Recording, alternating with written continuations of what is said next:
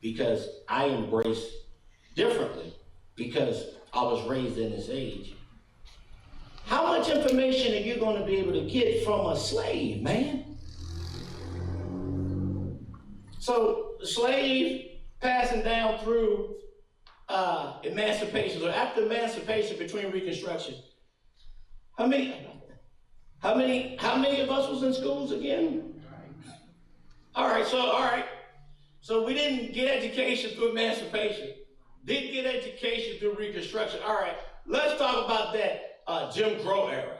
How many of us received any education through Jim Crow? How many of us received any education through segregation? Those are the people that taught us. So let's not make it seem like they hid something. They didn't know. Even from the last time I taught this lesson, this wasn't here. Wasn't here, no group me app. I had a whole bunch of papers. Papers everywhere. Everything I was doing was all papers, but now I'm sharing it all electronic. So I grew up in an age of technology. So I'm able to use technology. They literally had to go to libraries. But again, these are people who were just learning how to read, learning how to write, going to school. So when you say, well, why didn't y'all teach us? Well, they might not have known. And it's okay. When you know better, that's when you're supposed to do better. And if you don't know, then you're doing the best you can. And to me, the indictment has to stop when it comes to why didn't you tell me? Well, why didn't you ask the Almighty? Who, if you ask God, he'll give it to man liberally and upbraid it not. So it's not that the information wasn't out there, but you add somebody based on their abilities, and that's all they know. So I go back to knowing them, the bishop and the first lady, before they were in this capacity, so that we were able to build a relationship. And in that relationship is why you find me here today, and it's my understanding that our sister Tiffany, who wanted to be here, but could not because of another engagement in which we briefed her on our initial discussions, they wanted me to come and answer questions and to represent some information that was presented. Now, even in that short period of time, there was more information that I was introduced to and I did not know. And if I had that lolly here, somebody text her and say, "You keep calling your name and he wants you to come back." Because she was going to be my soundboard. So she was taught a particular way, and she saw me teach a particular way. And there were certain informations that I could have used her as a sounding board from a historical standpoint of, were you taught this? And she would have told me no, because I wasn't taught it. And then I would say, well, were you taught this? She'd say yes, because I was taught it. We were taught from the same cloth. She was taught from the Eastern perspective. So I'm taught from the Midwestern perspective. Right. So the one thing you need to understand that as long as the adversary is on the earth, there is nobody who won't do the same thing. He's a deceiver. So if you look at Judaism today, there are Jews who don't fellowship together today because they got on different hats. So you see some Jews with tassels, and then you see some Jews without tassels. The Jews with tassels don't talk to the Jews without the tassels. You see some Jews who wear the big old long black coats. See other Jews who just wear the jacket. The ones who wear the long black coat don't talk to the ones who wear the short coat. So, and they ain't the same, literally. They say the same, but they don't talk to each other. So when we're talking about information, information is something that you're going to receive if you just have, it's not necessarily an open mind, but if you want to know and you want to be verified and have the information verified, then right there is a recipe for a better understanding. And in all thy getting, get an understanding. So I want to talk about narratives first. Before we talk about anything, I want to talk about narratives. And Sister Tiffany sent in the group chat one of the points that I gave to her. And the first scripture is going to be John 19 and 31. John 19 and 31. So remember, we are learning from people who came through Reconstruction. Y'all gotta please try to remember that. We're learning from people who came through slavery. We're learning from people who came through Jim Crow, and we're learning from people who came through segregation. And after that, it wasn't until 1964 that they had the right to vote. And it wasn't really until the 1970s that people really started even trying to take advantage of the GI Bill and things of that sort, because they were even being allowed. Remember, the federal government had to bring in the National Guard just to take little black babies to school. Yeah. Now, these are the people that are teaching us from 1910, from 1920. They came up through, they were taught by slaves, and then they were taught by people who went through Reconstruction, and then they taught by people who went through segregation. If you ever seen that movie, Secret Figures, isn't that what that is? Yeah. Hidden Figures. You see the movie Hidden Figures? See that black woman that had to steal that book out of the library to teach it? That's how we were learning. So I'm saying you're only going to be able to get so much information downstream real time. So I want to talk to you about a narrative. And it's important to understand what a narrative is and why a narrative is ran in that way.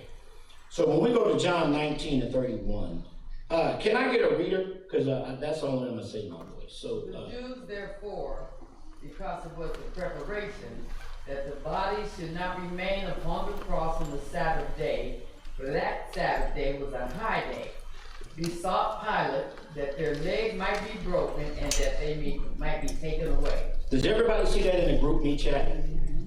All right, so that term there, because it was a day of preparation, should not remain on the cross before the Sabbath day. We know about a day called the Passover. So when this scripture was written, the day called Christmas did not exist, and the day called Easter did not exist. Those dates did not exist.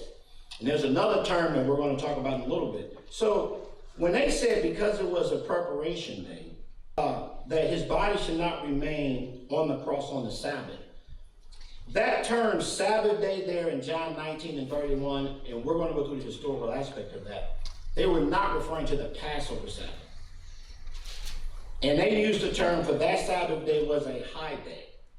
So we're talking about the Passover feast, but the scripture that we use to establish that the 15th of Abib is the high day, which is John 19:31. I'm just letting you know, John 19 and 31 was not referring to the Passover Sabbath. It was actually referring to the Jews' 7-day Sabbath. Now, who in here has a smartphone?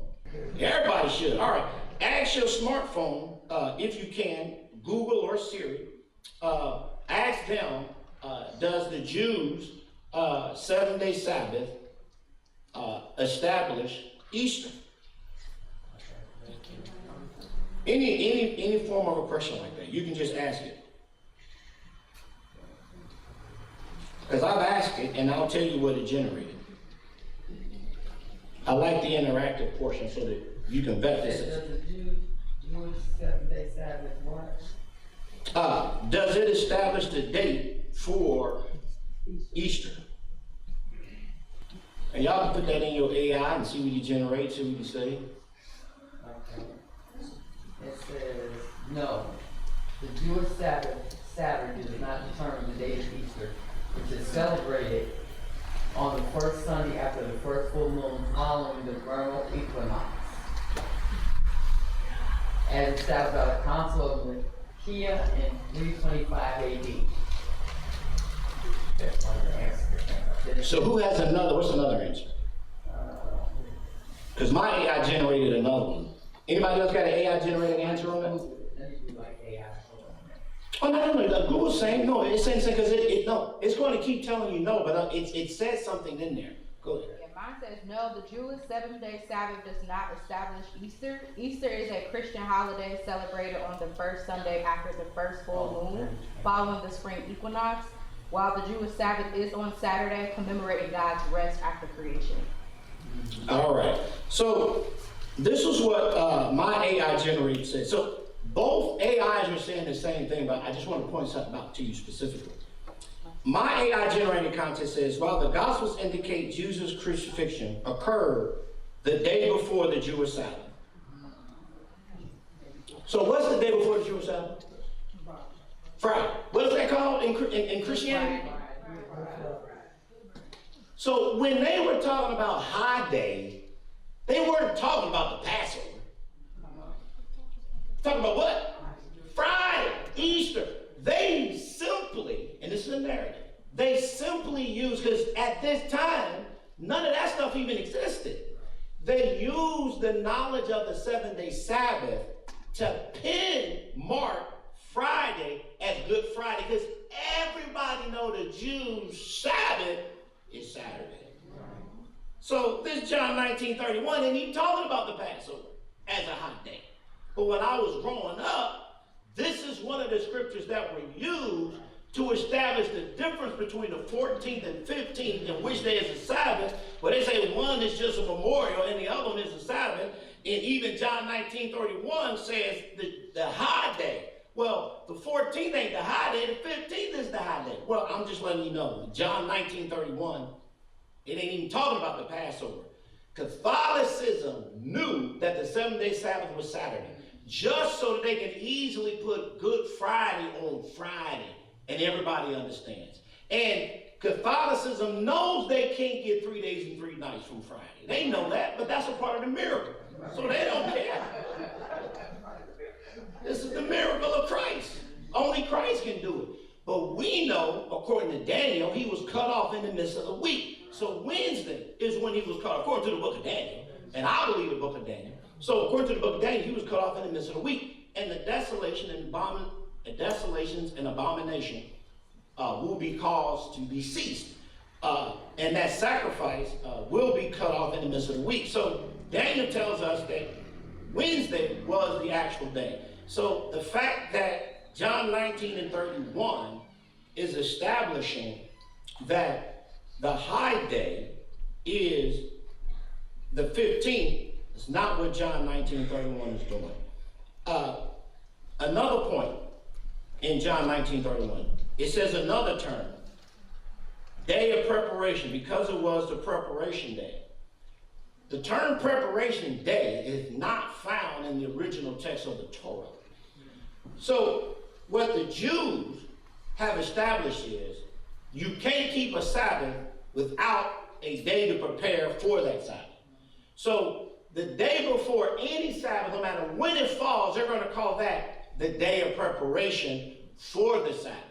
So if a Sabbath falls on Wednesday, whatever it is, because they only really keep, I'm going to use one they keep, atonement. They keep atonement. So atonement falls on the Sabbath, and atonement is the 10th day of the 7th month. So if atonement falls on a Wednesday, the Jews are going to say Tuesday is their day of preparation. And the Jews teach that the day of preparation before a high day can't be a Sabbath. So the Jews teach you can't have 2 double Sabbaths because you always need a day to prepare for the Sabbath. So if you got 2 Sabbaths, there is no preparation day. So they would never ever teach a 2 Sabbath concept because they teach a preparation concept. And so we got to ask ourselves 2 questions. One, why are they calling it a high day? And why are the Jews using it as a term called the preparation day? Why is that terminology even used in the scriptures? And again, these scriptures are not referring to the 7-day Sabbath as most subscribe. This narrative is being used to help support Good Friday. Catholicism is using common knowledge of the Jews' 7-day Sabbath observance to push their narrative of Good Friday. Most are not aware of the annual Passover Sabbath, just the 7-day Sabbath, which is why the scriptures are highlighting the Jews' day of preparation and the Jews' high day. So they're doing that just because there's another term that the Jews use that was not in any original text.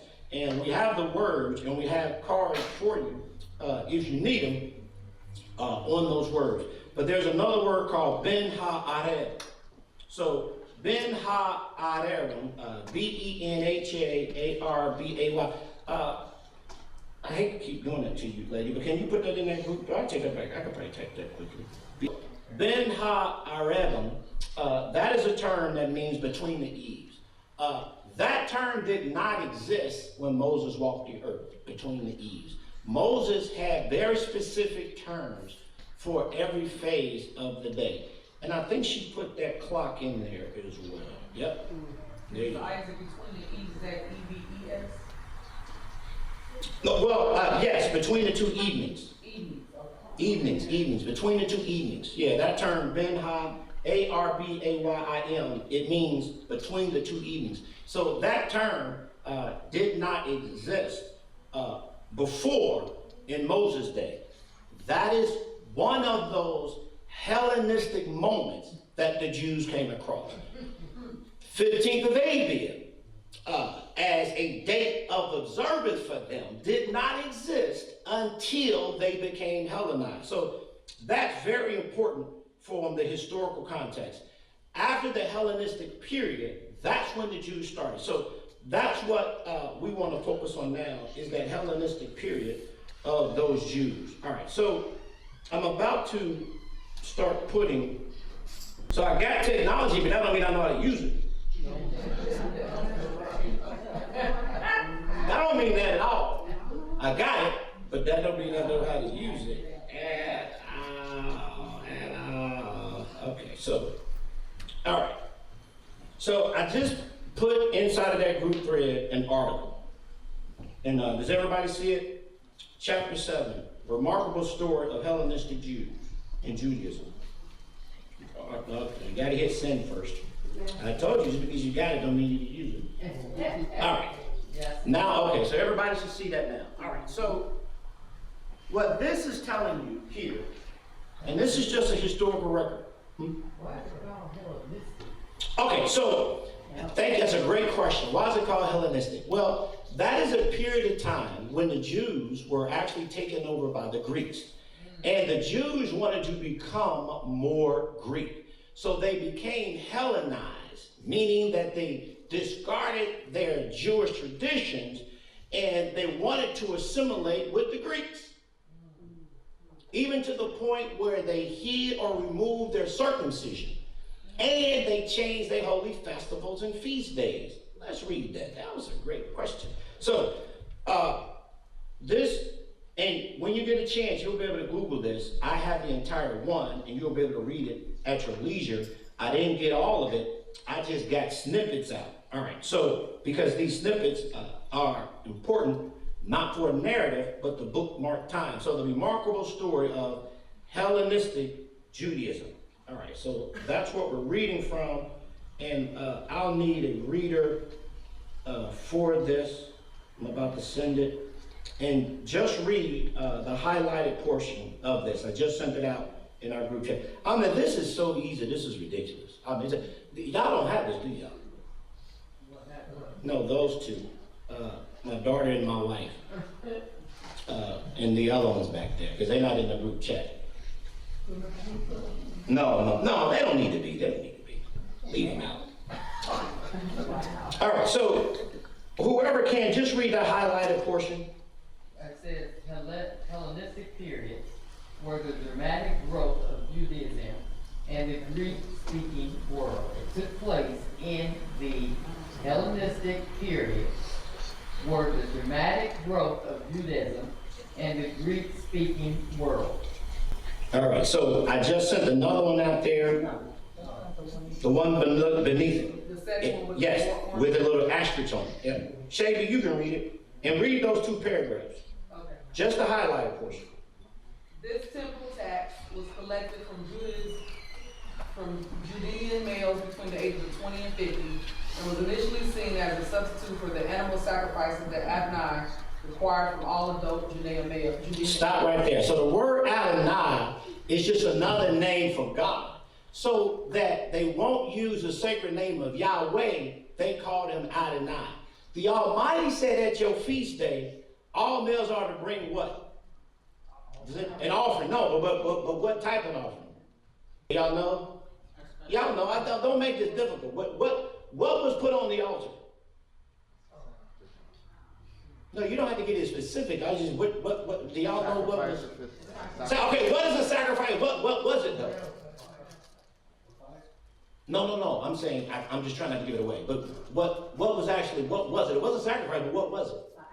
Bam! An animal! That's very important. That's very important. God said, bring an animal to sacrifice. Okay, read that again, Shady. What were they saying when they were becoming Hellenized? It says, this simple tax was collected from Judean males between the ages of 20 and 50, and was initially seen as a substitute for the animal sacrifices that Adonai required from all adult Judean males. And what did they start taking instead of the animal?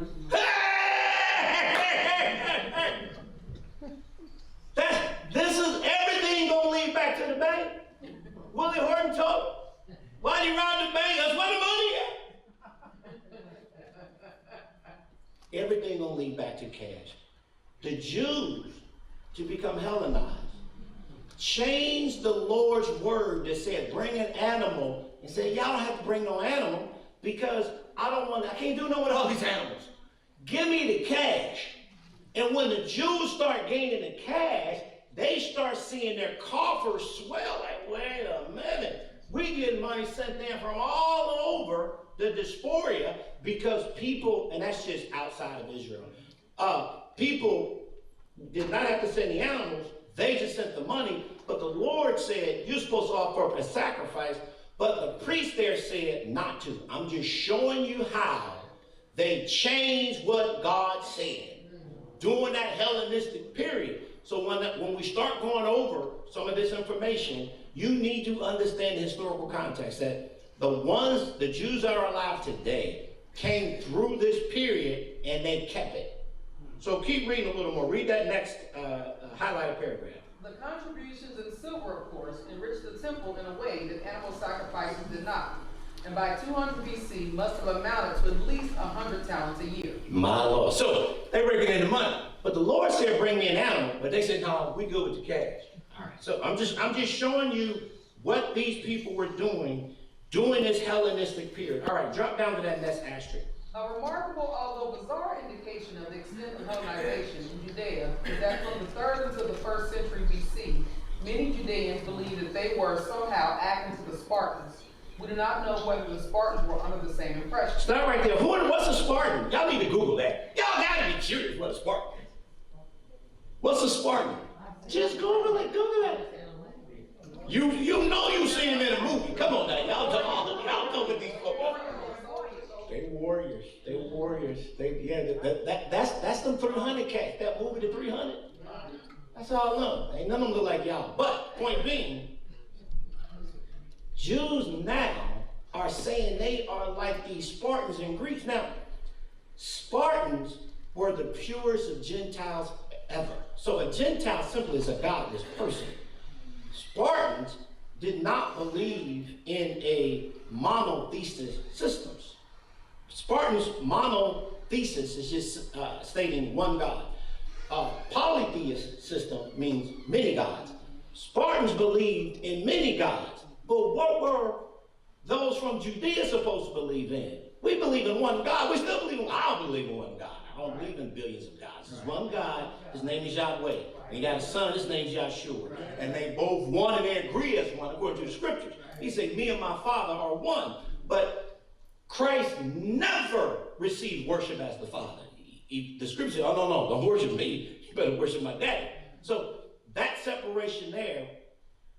But Spartans believed in multiple gods. Keep reading, but when you get a chance, Google them Spartans and see what they're about. That the Jews say we just like them.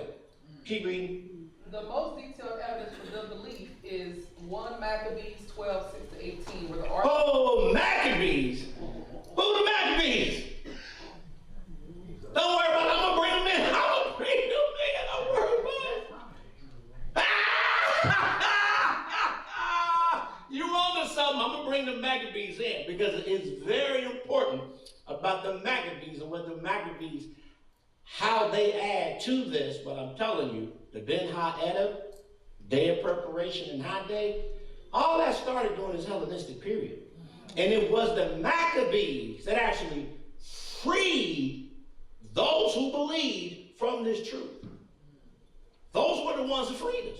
Now, if it wasn't for the Maccabees, the truth that I have today would have been lost during that Hellenistic period of the Jews, who actually helped Catholicism canonize their books. So when the Catholic Church came and said, hey, you said give me Barabbas, and that's what the Jews said. And they said, okay, well, since you took Barabbas, can we have Jesus? They said, man, go ahead. We ain't got no use for Jesus. Catholic Church said, cool, all right, can we get your books? Jews who already were, I showed you where they were willing to be sold out and changed, sold all of their library that was in Israel, gave it to the Catholics and their interpreters so that they could write the Bible. But the word canonized means vetted and verified. But the accounts didn't come from the Catholic Church because they didn't have a history of Christ. They got it from these Hellenistic Jews who was opening up the door for everybody and gave them the scrolls so that they can interpret it. That's all in this, but y'all gotta read the whole thing. All that's in this document. Keep reading. Where the author transcribes a letter purportedly written by the high priest Jonathan to the Spartans. In his letter, Jonathan seeks to renew the pact of brotherhood and assure the Spartans that sacrifices and prayers on their behalf are continually offered at Jerusalem. Yeah, that's the filing. Keep reading. In this letter, Arios writes that a recently discovered document has shown that the Spartans and Judeans were both descended from Abraham. This belief in the Judeans' kinship with the Spartans is echoed at 2 Mac 5:9 and was taken seriously even by in 3rd and 2nd centuries BC. Many educated Judeans were pleased to attach themselves to Hellenism in general and to one of the most illustrious Greek city-states in particular. My Lord. So I can tell you now, Spartans are not descendants of Abraham. No, they're not. They're lying. But they're going to be grafted in if they accept Christ. But they're not descendants like the Jews or like we are because we embrace the Sabbath. One of the ways that you know that you are a descendant of Abraham is the fact that you did embrace the Sabbath. You can only embrace the Sabbath if some type of way you get Sabbath DNA. If you don't have Sabbath DNA, you will never see the Sabbath. I don't care who teach you. I don't care who talk to you. I don't care who you walk with. You literally need the DNA to pick this up. And if you don't have it, you ain't gonna never see it. So everybody here, even if you force a drug, it don't matter. You still got the DNA. Now you can reject it. That's on you. But you still got it. Which means if you ever wanted to know the truth will be revealed to you. So what you just learned now is that Jews have been Hellenized. You saw the Jews allow themselves to be compromised with money. They allow themselves to be compromised with political favor just so that they can join themselves up with the kingdom. And there is a name there that is important that we have to bring to you. Now, I got another one, and let's get this name here. Let's read this name. Unlike these prophetic books, the books of the law of Genesis through Deuteronomy, otherwise known as the 5 books of Moses, and of the former prophets, Joshua through Kings, have not been accessible for the public at all until their translation into Greek. They have been part of the temple archive in Jerusalem, available for the scribes and high priests, but not something that the laity or the lower priesthood needed to know. So what that is telling you is that everybody didn't have the ability to read. And that those who had the ability to read, they knew. Everybody else they told. Does that sound familiar about what we talked about earlier about emancipation, Reconstruction, Jim Crow, segregation? These people just didn't know.